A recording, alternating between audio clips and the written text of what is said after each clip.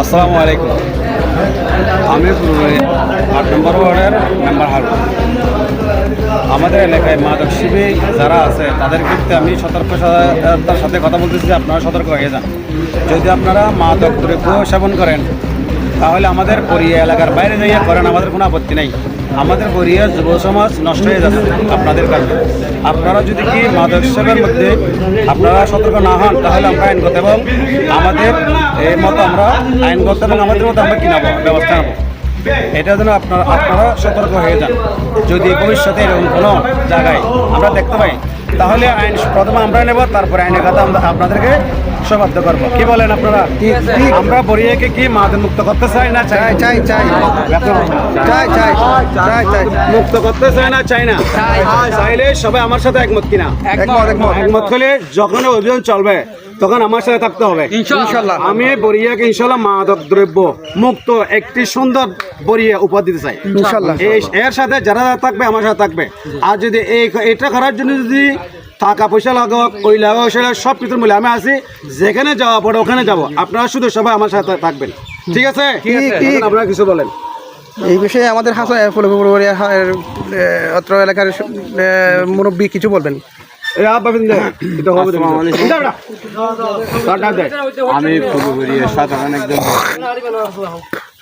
আমি একজন সাধারণ ব্যক্তি। এখানে আমাদের কেন্দ্রীয় মসজিদের সামনে একটা স্বাস্থ্য কমপ্লেক্স আছে। এটা আমাদের জনস্বার্থের সেবা। ওই স্থানে ওই স্থানে কিছু অসভ্য মাদক সেবন করতেছে।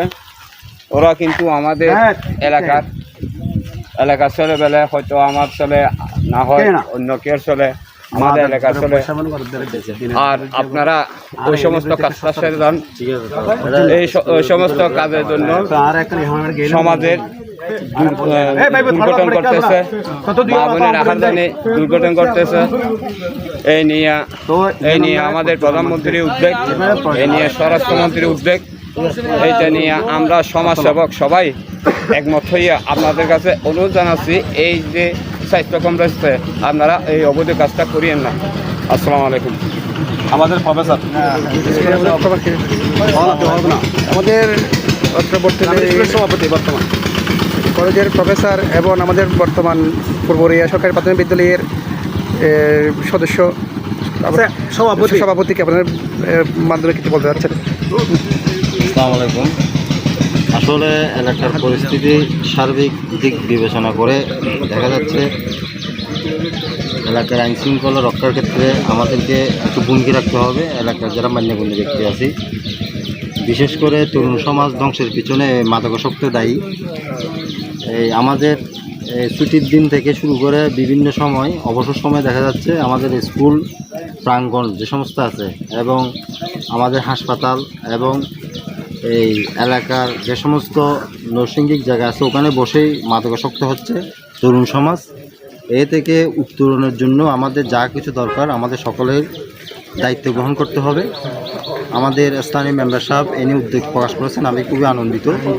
এবং এ বিষয়ে আরও যারা সচেতন ব্যক্তি আছে আমাদের এলাকার মান্যগণ্য ব্যক্তি সবাই একসাথে ঐক্যবদ্ধ হয়ে এর বিরুদ্ধে একটা আমাদের প্রতিরোধ গ্রহণ করতে হবে। এই জন্য আমাদের মেম্বার স্থানীয় সরকারের মেম্বার সাথে যা কিছু আমাদের সহযোগিতা প্রয়োজন আমরা ইনশাআল্লাহ